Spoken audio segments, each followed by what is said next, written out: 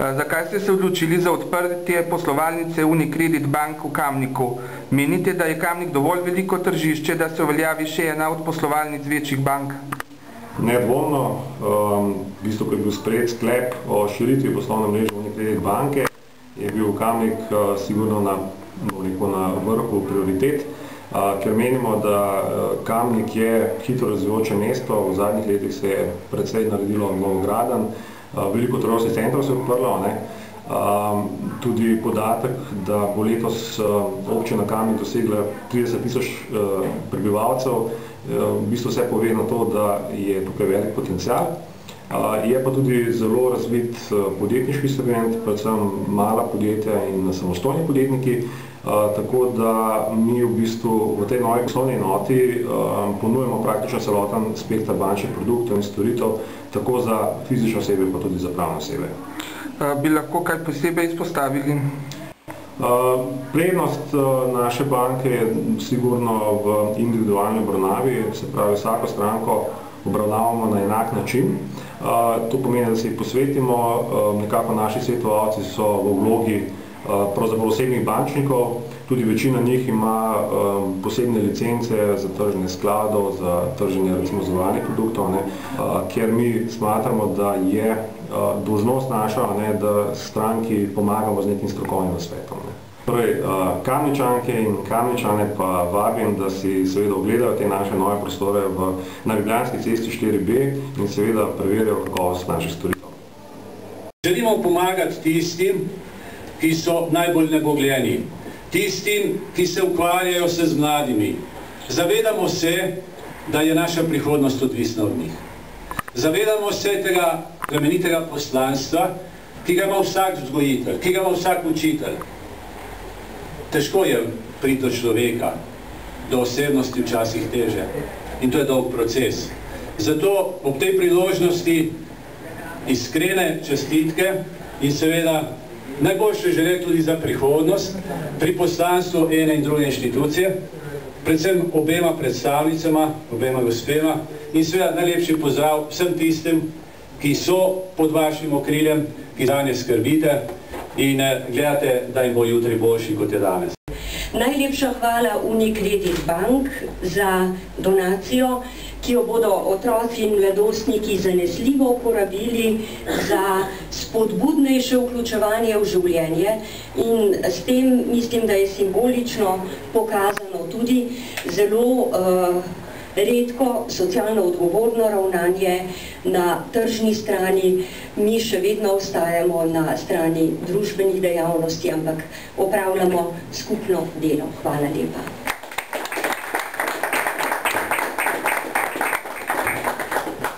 Spoštovani, v vrtcu smo se zelo razveselili novice, da je uprava Unicredit Bank namenila donacijo prav našemu vrtcu, ki je v neposredni bližini novo odprte enote Unicredit Bank v Kamniku.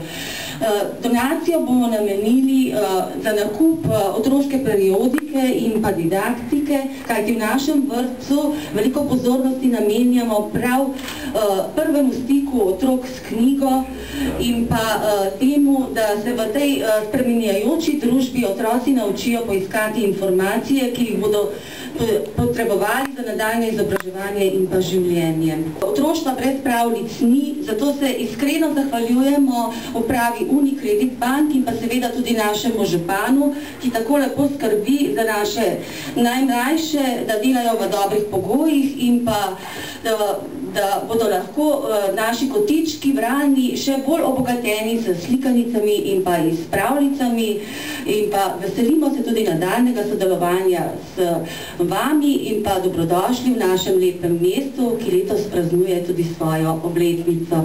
Hvala. Lahko poveste, kako varne so naložbe v vaši banki, recimo, če imamo prihranjeno določeno vsoto denarja, jo lahko zaupamo vaši banki?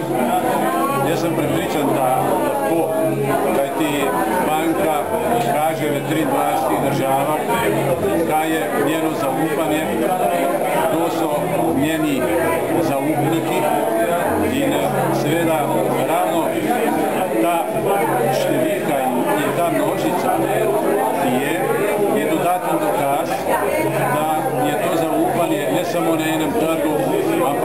lahko rekli, tako na evropskem kot na azijskem. Skratka, če se to primerja na svetovnem. Prej ste omenili, da je vaša banka četrta v Sloveniji po velikosti. Po bilančni vsoti, ker običajno se velikost na trgu meri po premoženju ali po bilančni vsoti. Mi smo v lanskem letu zelo povečali poslovanje in sicer za približno 36% svoje premoženje in na ta način je dejansko naša banka končala na tej četrti poziciji. Vsi lepo vabljeni, ali živite ali ne živite v Kamniku, če vas pot zanese mimo, stopite in se prepričajte, kdo smo mi, kakšne usluge nudimo, kakšen nasvet vam lahko damo.